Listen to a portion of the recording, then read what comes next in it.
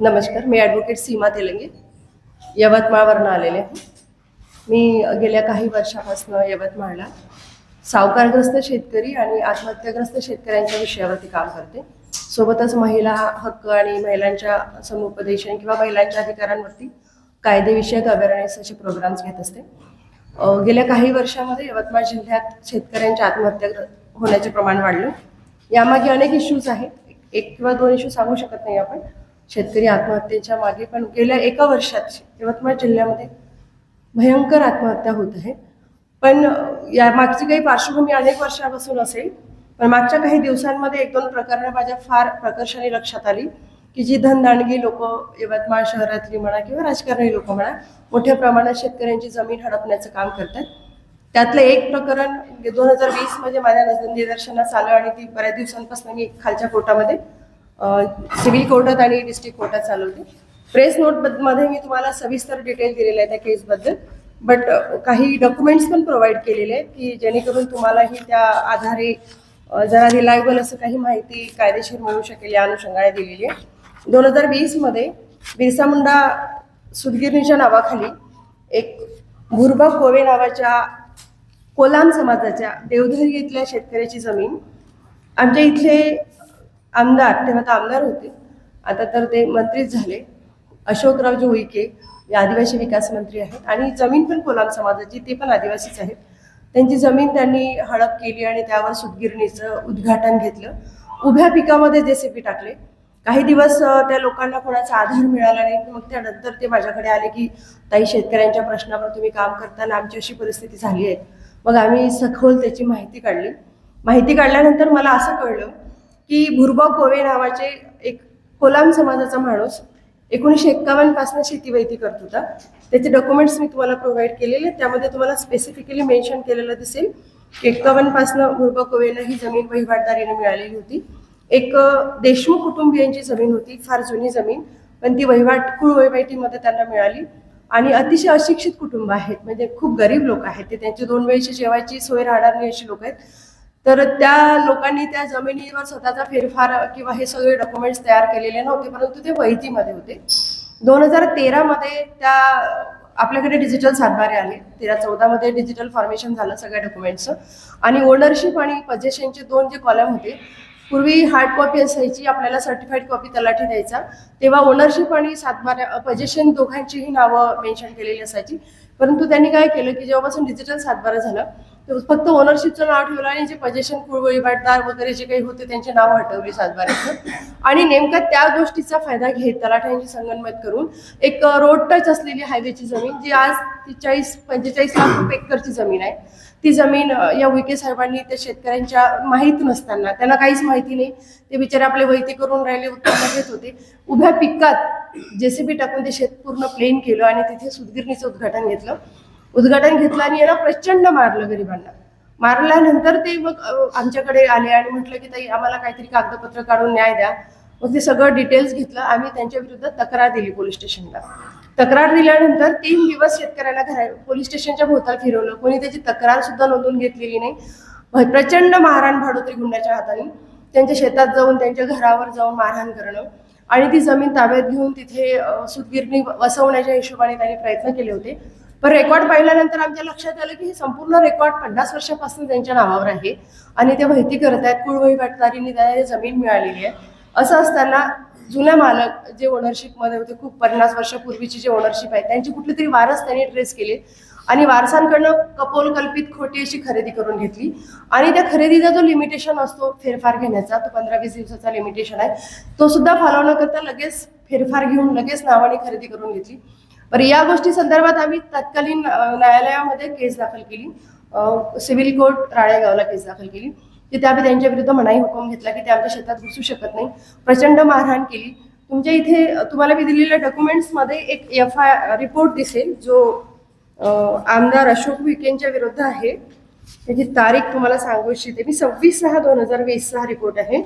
विठ्ठल नामदेवराव कोवे, राहणार देवधरी, यांनी अशोक रामाजी उईके, आमदार, राळेगाव विधानसभा व इतर, असा एक रिपोर्ट दिला की त्या लोकांनी जशी मारहाण केली या संदर्भात आजही या तक्रारीवरती एकही गुन्हा नोंद झालेला नाही आहे देवधरी पोलीस स्टेशनला, म्हणजे वडकी पोलीस स्टेशनला. ही लोक रोज फिरतात घराच्या भोवतात की आमची शेती आम्हाला भेटेल की नाही ताई, की आपण जगू की नाही जगू. आणि यांनी इतक्या मोठ्या प्रमाणामध्ये सगळी सेटिंग लावलेली अधिकाऱ्यांची आणि कर्मचाऱ्यांची. तलाठी सुद्धा त्यांच्यासोबत मॅनेज आहे आणि ही अडाणी लोक फिरत राहतात. ही शेती आजही त्यांना मिळालेली नाही आणि स्टे आहे ते, म्हणजे पोझिशन आमचं आहे पण जमीन प्रकरण अजूनही कोर्टामध्ये प्रलंबित आहे. पण या सगळ्या प्रकारामध्ये आम्हाला हे म्हणायचं होतं की तुम्हाला जर कुठला व्यवसाय द्यायचा आहे आदिवासी विभागामध्ये, मी राळेगाव विधानसभा मतदारसंघातली आहे, तर तुम्ही व्यवसाय देण्यासाठी एखाद्या गरीब आदिवासीचं 2 वेळचं अन्न किंवा 2 वेळची रोजीरोटी तुम्ही गमावून स्वतःसाठी व्यवसाय उभा करू शकत नाही किंवा त्या वर्षावर तुम्ही राजकारण करू शकत नाही. तुम्हाला असंख्य जमिनी भेटल्या असत्या. तर हा झाला विषय एक त्या शेतीच्या संदर्भातला, की त्यांनी ज्या पद्धतीने ती जमीन हडप करण्याचा प्रयत्न केला आणि तिथे त्याचे डॉक्युमेंट्स माझ्याकडे असे असंख्य प्रकरण आहेत, तर मी ज्याचे डॉक्युमेंट्स आहेत त्याच्या आधारे बोलते. दुसरी गोष्ट की राळेगाव यवतमाळ, म्हणजे मी यवतमाळबद्दल बोले, तो इशू महाराष्ट्राचा आहे पूर्ण शाळेचा.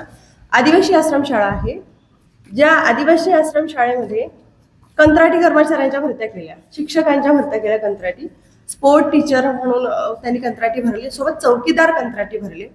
आता कंत्राटी चौकीदार निवासी आश्रमशाळेला असावीत का, ही एक मोठा प्रश्न आहे. कारण जिथे आदिवासींच्या मुली असतात, म्हणजे अल्पवयीन म्हणा किंवा वयात आलेल्या मुली असतात 10वी पर्यंतच्या 7वी पर्यंतच्या, तर या मुलींच्या ठिकाणी रात्री चौकीदारीसाठी असणारी लोक एक तर ती पूर्ण वेळ असायला पाहिजे, कारण ती जबाबदार राहतील. यांनी कंत्राटी लोक भरली आणि कंत्राटी शिक्षक भरले, स्पोर्ट टीचर, आणि त्यांनी त्या मुलींचं शोषण केलं.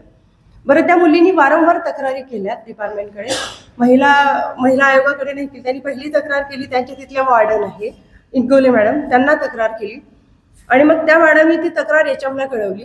कारण तिथे फक्त 2च परमनंट पदं होती गव्हर्नमेंटची, एक मॅडम वॉर्डन मॅडम आणि एक HM, आणि बाकी सगळे कंत्राटी भरलेले शाळेमध्ये. तर त्या HMने ती बातमी दाबून ठेवली आणि कंटिन्यू मुलींचं शोषण चालू राहिलं. अनेक दिवस मुलींनी ती तक्रार सांगूनही कोणी काही जबाबदारी घेत नाही, म्हणून मुलींनी परत PO ऑफिसला त्याची माहिती दिली की आमच्यावर अशा पद्धतीने अत्याचार होत आहे. त्या मुली PO ऑफिसला गेल्या, PO साहेबांना ते कळवलं, मुलींच्या सह्या आहेत, त्याचं डिटेल्स मी तुम्हाला दिलेले आहे की आमच्यासोबत इथे गैरव्यवहार होत आहे किंवा आमच्यासोबत आम्हाला चांगली वागणूक देत नाही आहे किंवा आम्हाला ज्या पद्धतीने त्या शाळेमध्ये वर्तणूक असायला पाहिजे ती मिळत नाही आहे. तर अशा वेळेस त्यांनी त्या शिक्षकाला काढण्याऐवजी त्या ज्या मॅडम होत्या, ज्या त्या मुलींच्या बाजूनी बोलत होत्या, त्यांनाच ट्रान्सफर करून टाकली आणि त्यांना सस्पेंड करून टाकलं. बरं, सस्पेंड नंतर केलं, आधी ट्रान्सफर करून टाकली आणि तरीही प्रकरण दबण्याचा प्रयत्न केला. आणि मग पॅरेंट्सला असं वाटलं, आदिवासी मुलींच्या वडिलांना, की आपल्या मुलींच्या आयुष्यासोबत खेळ होत आहे. तर त्यांनी त्या शाळेचे मुलींचे व्हिडिओज व्हायरल केले, सोशल मीडियावरती तुम्ही पाहिले असतील. आदिवासी विकास मंत्र्यांना फार वाईट वाटलं की माझ्या डिपार्टमेंटचे व्हिडिओज व्हायरल झाले, आमची बदनामी झाली, आणि असं करून मग त्यांनी त्या वॉर्डनला सस्पेंड करून टाकलं. आणि जी आरोपी होती मूळ, ज्यांच्यावर आरोप होता शोषण केल्याचा, त्यांना कायम पदावर ठेवलं बरेच दिवस. मग त्यानंतर त्याची सगळ्या सोशल माध्यमांनी दखल घेतली आणि मग नंतर यांच्या लक्षात आलं की पोक्सो अंतर्गत गुन्हा होत आहे हा, लहान मुलींना तिथले शिक्षक अशा पद्धतीनं हे करतात. आणि तक्रार केल्यानंतर त्याचे वरिष्ठ अधिकारी त्याची पाठराखण करतात, म्हणजे PO ऑफिस सुद्धा पाठराखण करतं, HM पाठराखण करते, चौकीदार आणि ही लोक त्या मुलींसोबत वाईट वागतात किंवा घाणेरडं. त्यांचे व्हिडिओज माझ्याकडे आहे, मुलींचे चेहरे ब्लर केलेले, आपण ऐकू शकत नाही, इतकं वाईट वाटतं त्या मुलींची अवस्था. आणि ही तक्रार केल्यानंतर त्या मुलींना शाळेतून TC काढण्यासाठी बाध्य केलं गेलं आहे की तुम्ही आमची तक्रार PO ऑफिसला केली किंवा तुम्ही व्हिडिओ व्हायरल केले तुमच्या पॅरेंट्सनी, तर तुम्ही आमच्या शाळेतून निघून जा. आणि त्या मुलींना आता तिथून TC काढून दिल्या जबरदस्तीने. त्या मुली दुसरीकडे शिकत आहेत, ज्या कंप्लेंट करणाऱ्या वयात आलेल्या मुली होत्या, त्या ज्या छोट्या मुली आहेत, ज्यांना काही समजत नाही या सगळ्या विषयातलं, त्यांना काढलं नाही. पण ज्या वयात आलेल्या मुली होत्या, 6वी 7वी 8वीच्या मुली, या मुलींना त्या शाळेतून विड्रॉल करून प्रायव्हेट शाळेत पाठवलं. हे कोणी केलेलं? शिक्षकांनी केलं. आणि ही जेव्हा खूप मोठी बातमी झाली, पेपरवरती आला, तर मग तेव्हा त्यांनी पोक्सो अंतर्गत त्या टीचरवरती गुन्हा नोंद केला आणि सह आरोपी HMला केलं. परंतु हे सगळं दाबण्यासाठी जो प्रयत्न झाला ते मला आवर्जून सांगावंसं वाटतं की आपल्या ज्या विभागाचं आपण पालन करते आहोत किंवा ज्या विभागाचे आपण गार्डियन्स आहोत किंवा ज्या समाजाचं आपण गार्डियन आहोत, आदिवासी समाजाचं, त्यांच्याशी आपण इतक्या क्रूरपणे कसं वागू शकतो, हा एक मुद्दा आहे. दुसरी गोष्ट की तुम्हाला एखाद्या गरिबाच्या हक्कावरती पण गडांतर करावंसं वाटतं, म्हणजे तुम्ही प्रायव्हेट भरत्या करता आणि ह्या प्रायव्हेट भरत्या कुठेतरी त्यांचे लागेबांधे असेल म्हणून केल्या जातात, काहीतरी कंपनीनं केल्या जातात. एकच कंपनी सगळ्या हॉस्टेल्सला सिक्युरिटी गार्ड कशी असू शकते? एक BVG कंपनी यांनी अपॉइंट केली ऑल महाराष्ट्र, कुठे जात ते सिक्युरिटी गार्ड असतात.